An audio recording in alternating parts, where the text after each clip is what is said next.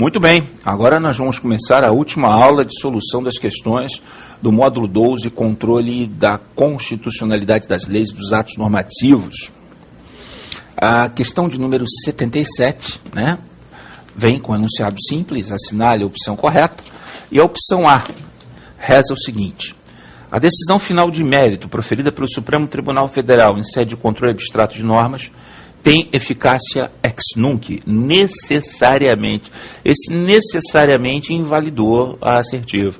Quer dizer, quando tiver um advérbio de modo, necessariamente, sempre, nunca, e a questão for sobre efeito, a modulação de efeitos de uma decisão do Supremo em controle abstrato, você sempre vai entender essa opção como errada, né?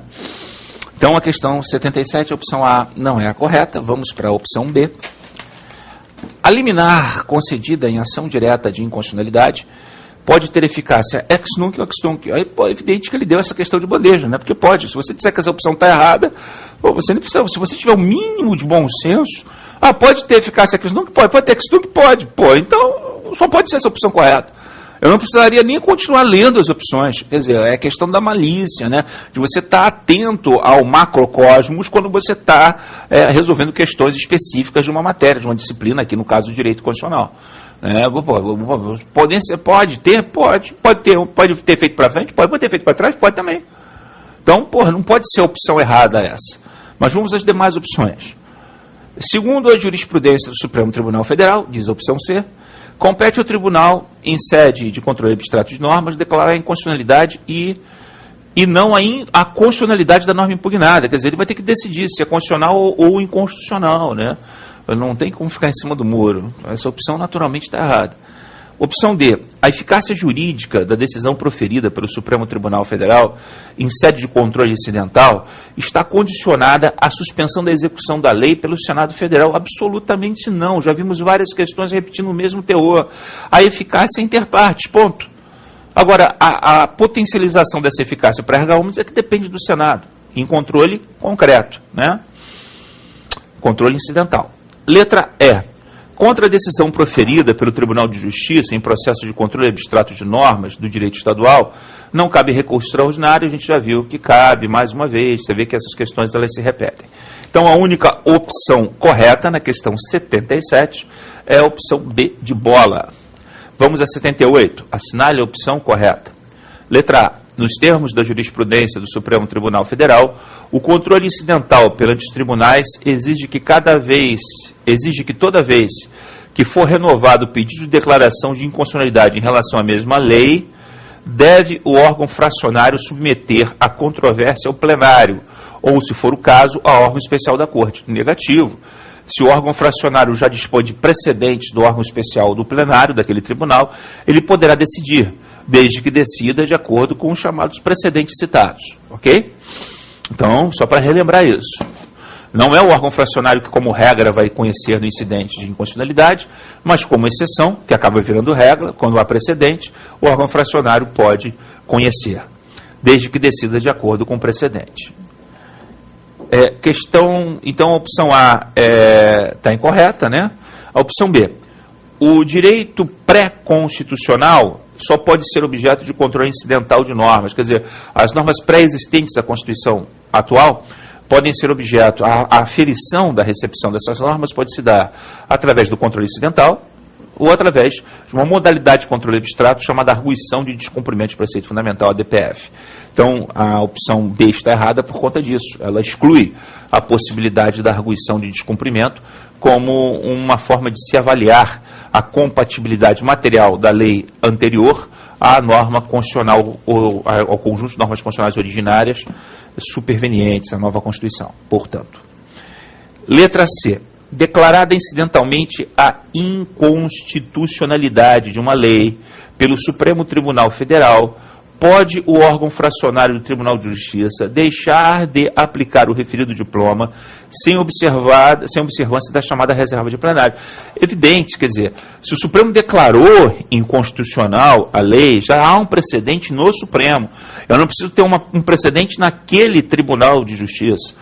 O órgão fracionário pode deixar de aplicar. Deixa de aplicar. Inclusive, isso virou inclusive uma súmula do Supremo Tribunal Federal, né? Letra D. O Senado Federal, após a suspensão da execução de lei inconstitucional, não está impedido de revogar ou modificar o referido ato de suspensão. O Senado Federal, uma vez que edite a resolução suspensiva, conforme nós vimos, ele não poderá revogá-la. Então, o Senado Federal edita quando quiser, deve editar a resolução suspensiva repetindo a decisão do Supremo ipsis literis, mas ao editá-la, não poderá revogá-la. Então, o Supremo entende que isso agride o princípio da segurança jurídica. Imagine, a decisão que passou a ter efeito erga omnes volta a ter efeito inter partes, com a confusão que isso geraria. Então, uma vez editada a resolução suspensiva, ela é, por assim dizer, irrevogável. Então, a letra D está errada. Letra E. Segundo a jurisprudência do Supremo Tribunal Federal, a ação civil pública não é instrumento idôneo para se obter, em qualquer hipótese, a declaração de inconstitucionalidade de uma lei. Em relação ao pedido principal não é, mas em relação ao incidente suscitado, sim. Então se presta a controle incidental. Mais uma vez nós vimos que essa opção está errada. Portanto, a única opção correta, e que nos traz até uma súmula do Supremo Tribunal Federal, é a opção C. Questão 79. Assinale a opção correta. A jurisprudência do Supremo Tribunal Federal enfatiza que as disposições protegidas pelas cláusulas pétreas não podem sofrer qualquer alteração. Podem. Elas podem sofrer emendas, desde que essas emendas não sejam tendentes a reduzir-lhes o alcance. Então, as cláusulas pétreas em si mesmas, elas não estão acobertadas por uma cláusula de imutabilidade. Elas são petrificadas, não imutáveis, ou seja, não se admitirá a proposta de emenda tendente a aboli-las, ou a reduzir-lhes o alcance. Mas emendas constitucionais que sejam, por exemplo, aditivas, que criem novos direitos individuais, né, que venham a agregar, aí sim, mas no momento em que essa emenda constitucional ela aparece no texto constitucional, ela surge na Constituição, ela automaticamente depois da ampliação, a ampliação não poderá ser novamente reduzida, retornando ao status quo ante a essa ampliação.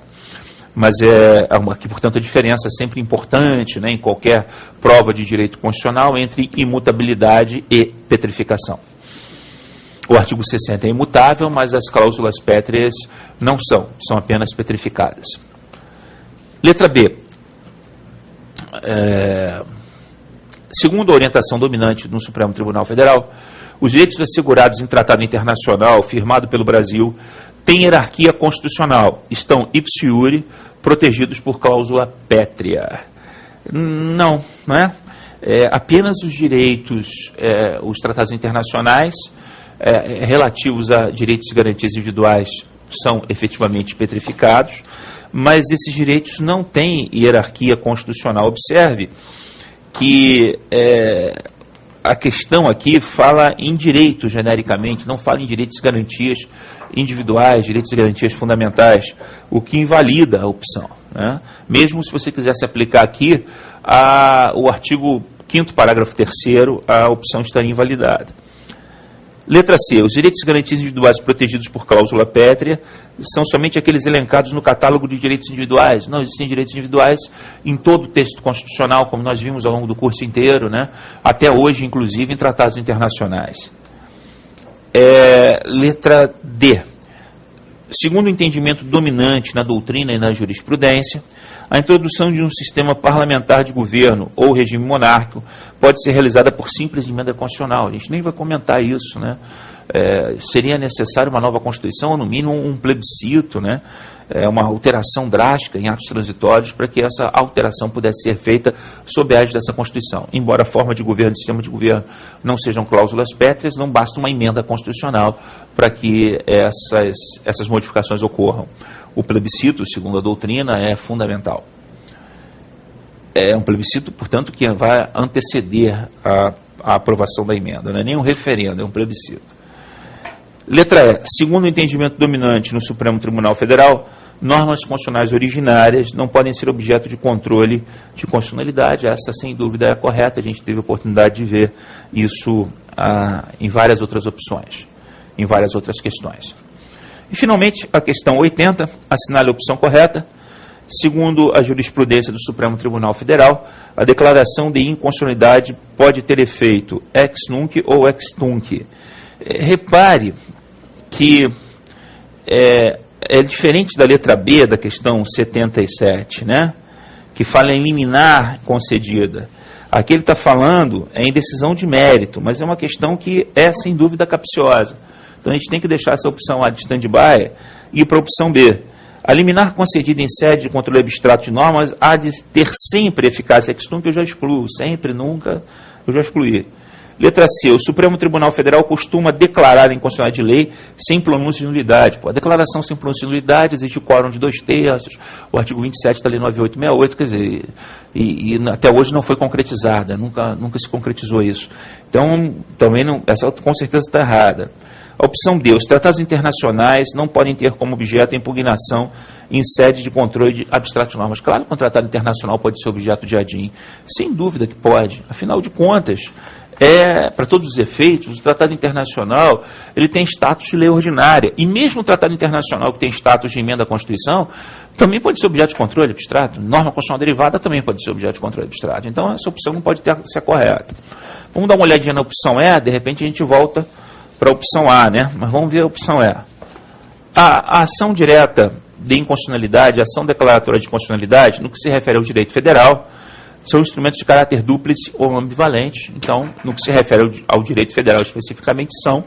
Então, essa foi a opção considerada correta pela banca examinadora, apesar da controvérsia, naturalmente, que vai ser suscitada através de e-mails que, com certeza, vocês vão enviar para mim, sobre a opção A dessa questão. Eu gostaria de salientar que eu não sou culpado. Essas questões todas são questões de concurso. Eu não correria o risco de apresentar aqui questões simuladas para vocês, porque as questões simuladas são tecnicamente perfeitas, e porque são feitas por professores especializados, e é claro que isso, de certa forma, ia viciá-los, né, em questões tecnicamente perfeitas. E esse não é um bom vício, porque você, com certeza, não vai encontrar 100% das questões tecnicamente perfeitas na prova de direito constitucional a que você irá se submeter. Encerramos, portanto, a correção desse módulo, do módulo 12, né? O 12º módulo desse curso de 2010. O módulo 13, por sugestão de vocês mesmos, né, dos alunos, vai ser um módulo de revisão através de exercícios. Então, eu vou apresentar questões sobre os mais diversos temas, questões de concurso, algumas bastante recentes, para que a gente possa, aqui juntos, né, resolvê-las. A sistemática do módulo 13, portanto, não vai envolver uma parte teórica. Ele é um módulo de fixação de todo o conteúdo explanado até agora. Eu optei no curso de não colocar duas partes importantíssimas da Constituição, parte relativa à administração pública, artigos 37 a 43, e a parte relativa ao sistema tributário nacional, porque eu reconheço que no site vocês têm uma quantidade muito grande de professores de escola, tanto de direito administrativo quanto de direito tributário. E esses professores já apresentam essas partes, digamos, da Constituição, esses temas constitucionais, de forma muito mais proficiente do que eu poderia fazer. Então, eu prefiro que vocês complementem o curso, tanto na parte de administração pública quanto do sistema tributário nacional, com as aulas desses ilustríssimos colegas. Então, o módulo 13 vai encerrar esse curso de 2010, de preferência ainda em 2010, com a correção de uma bateria imensa de questões sobre os mais variados temas. É recomendável que você só adentre ao módulo 13 depois que você tiver completado o curso todo. A não ser, é claro, que você seja um franco atirador. Não, quero só fazer uma revisão, já fiz direito constitucional com outro professor ou com outros professores, quero fazer uma revisão com o professor Silvio. Vai ser um prazer. O módulo 13 está engatilhado para isso. Até a próxima aula.